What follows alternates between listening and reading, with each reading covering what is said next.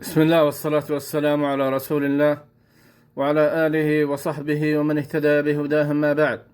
سلسلة سير الصحابة رضي الله عنهم، سيرة الصحابي الجليل عقيل بن أبي طالب رضي الله عنه، وموقفه من أخيه علي بن أبي طالب ومعاوية بن أبي سفيان.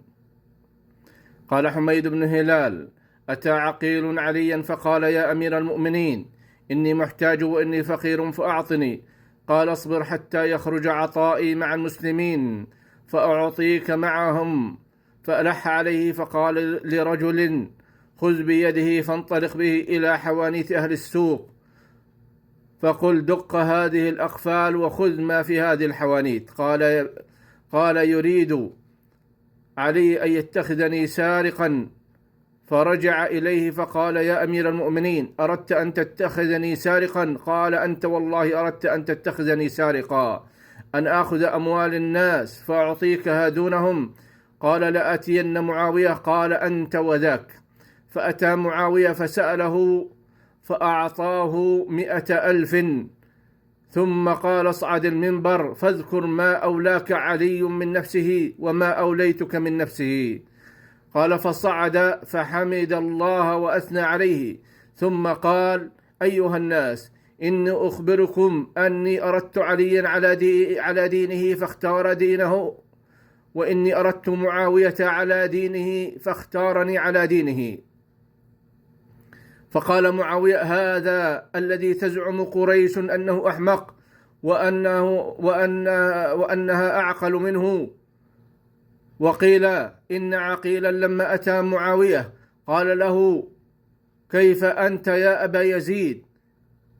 كيف تركت عليا وأصحابه؟ قال: كأنهم أصحاب رسول الله صلى الله عليه وسلم يوم بدر، إلا أني لم أرى رسول الله صلى الله عليه وسلم فيهم، وكأنك وأصحابك أبو سفيان يوم أحد، إلا أني لم أرى أبا سفيان معكم. فكره معاوية أن يراجعه فيأتي بأشد مما جاء به. فلما كان الغد قعد معاوية على سريره، وأمر بكرسي يوضع إلى جنب السرير، ثم أذن للناس فدخلوا، وأجلس الضحاك بن قيس معه، ثم أذن لعقيل فدخل عليه فقال: يا معاوية، من هذا معك؟ قال: هذا الضحاك بن قيس. فقال: الحمد لله الذي رفع الخسيسة وتمم النقيصة، هذا الذي كان أبوه يخصي بهمنا بالأبطح، لقد كان بخصائها رفيق. فقال الضحاك: إني لعالم بمحاسن قريش، وإن عقيلا لعالم بمساوئه. ثم قال: ومن هذا الشيخ؟ فقال: أبو موسى الأشعري. فقال أبو موسى الأشعري: قال: لقد كانت أمه طيبة المرق. فقال له معاوية: يا أبا يزيد، على رسلك، فلقد علمنا مقصدك ومرادك. فأمر له ب50,000 درهم، وقال له: كيف رأيتني من أخيك؟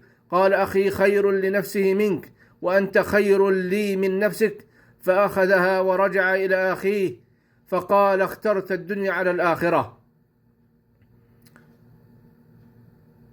مات عقيل ابن أبي طالب رضي الله عنه بعدما عمي في خلافة معاوية ابن أبي سفيان رضي الله عنه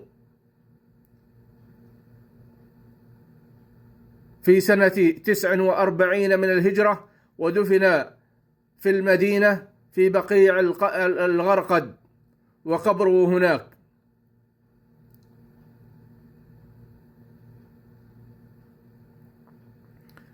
وجاء عن عبد الله بن عبد الله قال: كنت عند عبد الله بن عمر بالمدينة، فجاءه عباس بن سهل الأنصاري فقال: إن عقيل بن أبي طالب وضع بباب المسجد فصلى عليه وابن الزبير حينئذ بمكة. فرضي الله عن عقيل بن أبي طالب وعن الصحابة أجمعين، والله تعالى أعلم.